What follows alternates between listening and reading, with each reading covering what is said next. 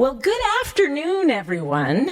I'm delighted to see such a full house and delighted to have the opportunity to kick off what I hope will be an absolutely fabulous discussion. So we are gathering right now at a moment of extraordinary transformation in artificial intelligence. AI, of course, is not just reshaping business education, but it's raising important questions about U.S. leadership, economic and national security, and the future of work itself. At the GSB, it is our responsibility to not only help our students to understand this technology, but to understand the broader context in which AI leaders, policymakers, and practitioners are making decisions. This is exactly why we are launching the Stanford Leadership Institute now. The Institute brings together academics, policymakers, practitioners, and our students to help develop an understanding of the very context in which leadership takes place.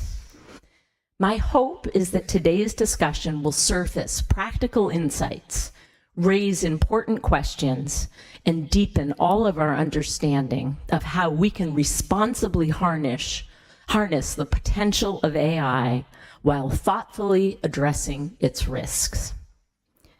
We are thrilled to be joined today by our speakers. We have Jensen Huang, the founder and CEO of NVIDIA, Congressman Ro Khanna, who represents California's 17th District, and General H.R. McMaster, former National Security Advisor and a senior fellow at the Hoover Institution and Freeman Spogli Institute for International Studies, who's going to moderate the discussion. Please join me in welcoming these wonderful speakers.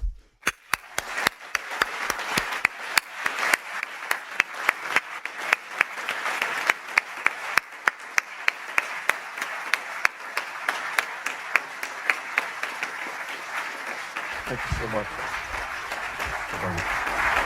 Thank you. Sorry, I'd shake your hand, except Congressman. You can be in the center. Okay. This is, Hang on a second. they came here to see you. I think this might be the hot seat. I think I'll sit over here. I would shake your hand. I put some honey in my tea, and now everything's sticky. My first thought was, what, are you a child? Hey, well, it's a great honor to be with both of you gentlemen and to be with all of you. Thanks for coming out for this panel discussion. It seems to me this is kind of like a setup for a joke, you know, a washed up general, tech innovator and CEO, and congressman from Silicon Valley walk into a bar. You know, what happens next? So, hey, why don't we just jump right into it? There's so much to talk about, obviously, and I really want to hear what's on your minds in each of these general areas. But first of all, I think we can all agree that artificial intelligence-related capabilities are extremely powerful. They have huge impact across society. They hold great promise. They're affecting the way that we wage warfare, and they determine, I think, whether or not we have a competitive advantage economically or militarily and from a national security perspective. Could I hear just both of your thoughts on how do we, if you agree, which I know you both do, that we should maintain our competitive advantage? How do we do it? Jensen, why don't you start? First of all, I think it's helpful to take a step back and ask ourselves, what is it that we did? We have reinvented computing as we know it. How software is developed, how software is written, what software can do, and how software is processed. At its most fundamental level, in a lot of ways, that's all we've done. Now, of course, the nature of computing also changed in the sense that the way we did computing in the past is what was called retrieval-based computing. All of the content was pre-recorded. You wrote a story, you designed something, or you recorded a video, or you recorded a speech, and you store it on cloud databases and data centers, and based on how you clicked something or whatever the recommendation systems are, and whatever the algorithms are, it would present that pre-recorded content to you. The way that computing is done today is called generative. It takes all the context, the prompt, your intentions, and it understands, because it now understands, it can perceive, it understands, it reasons, and it could, do something. Write your story, summarize, write software. And so the new type of computing is generative. It is therefore seems intelligent. But in the front, when you look under the hood and you open the data center, you open up your computer, what you see is software running on top of computers. Okay? And so this is a new type of software.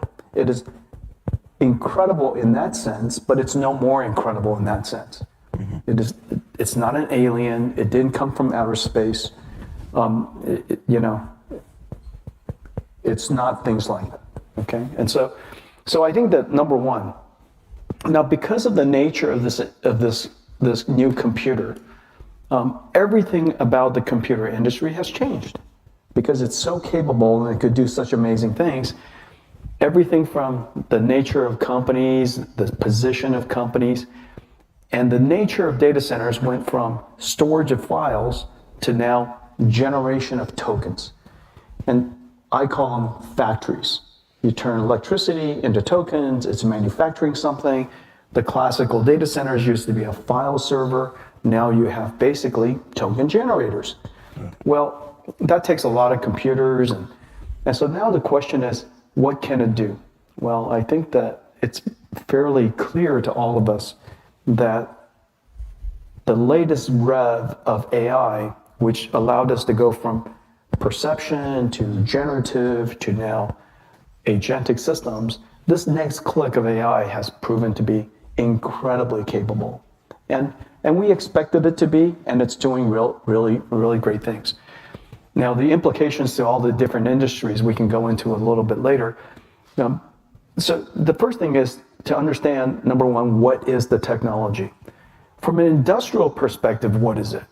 Well, from an industrial perspective, because of the way I described computing, AI is essentially a 5-layer stack of an infrastructure. It's energy on the bottom, chips next, infrastructure like a cloud AI factory, AI models, and then most importantly, AI applications. And those applications could be in enterprise software or consumer software or drug discovery or robotics or manufacturing, so on and so forth. These 5 layers, each one of them have industries and markets and lots of different companies. And I think the most important thing to take away is that if the United States wants to, and of course we do, want to stay in the lead, it is vital that we win in every single one of the 5 layers. Yeah. And each one of the layers has its own issues. Each one of its layers has its own dynamics. Each one of its layers has different companies in it, but it's completely vital that we enable every one of those layers to succeed. And then finally, the single most important layer to succeed.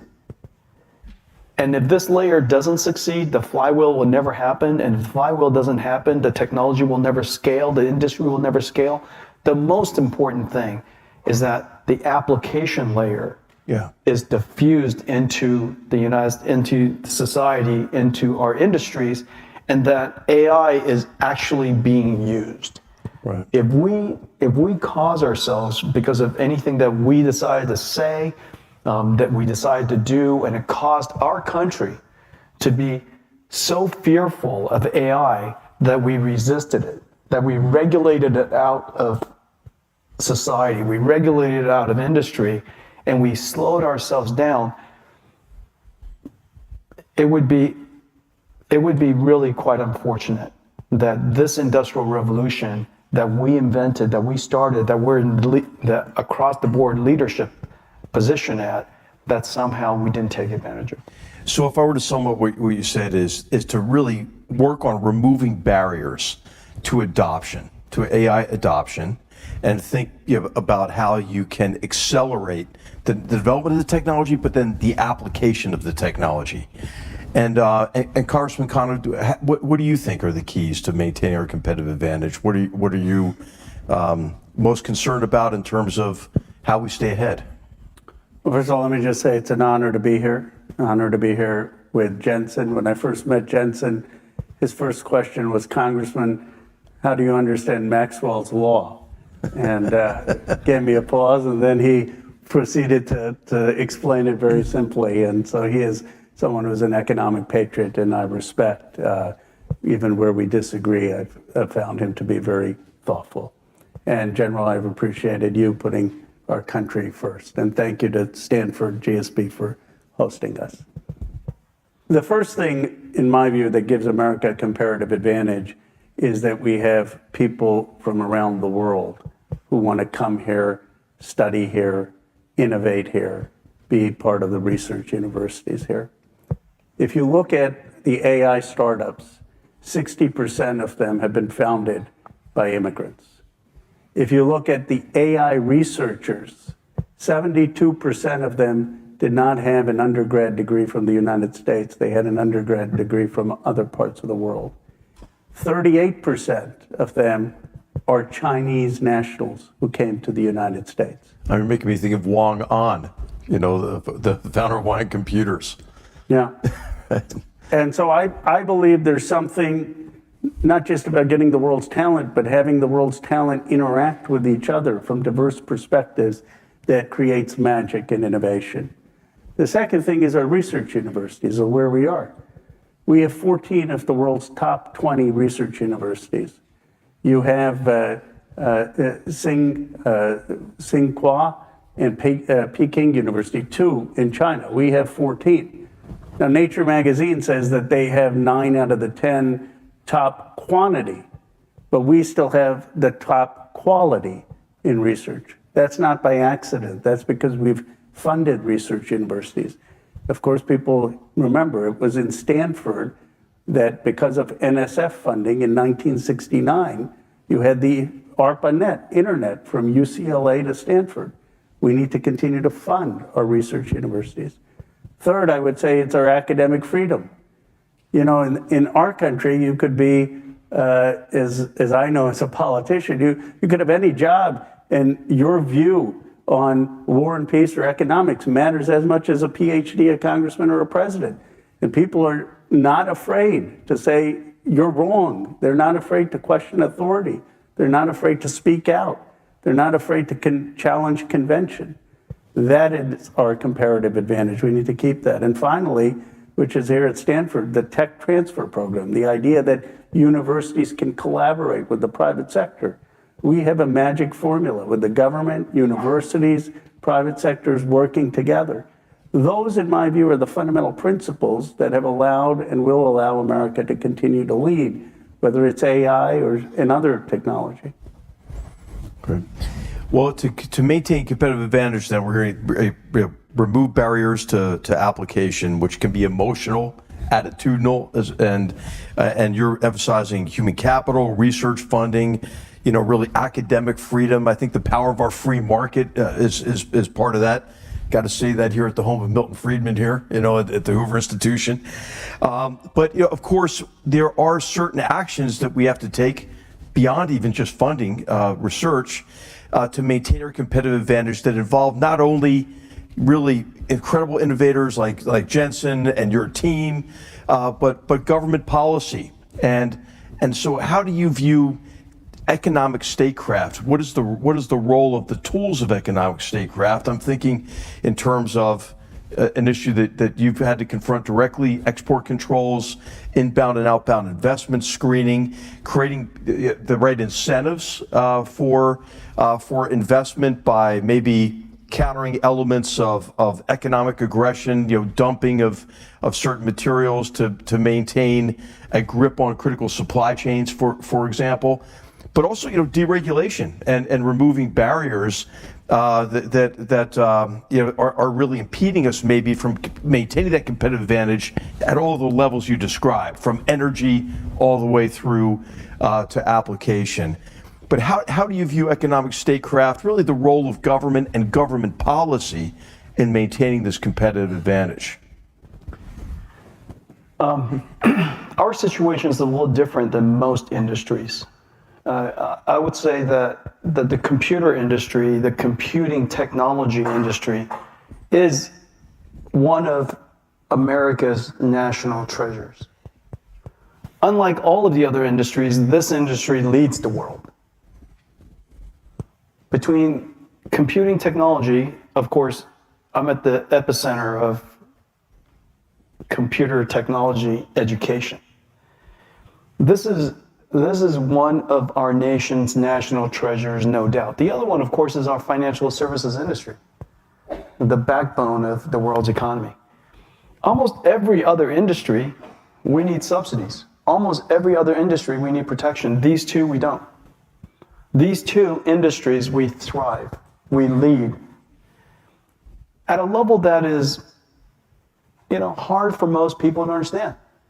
There's no car company in history that has ever had 95% of the market. NVIDIA's position in China was 95%. And so in our particular case, it's not a regulation is not about helping us succeed. This industry was very successful.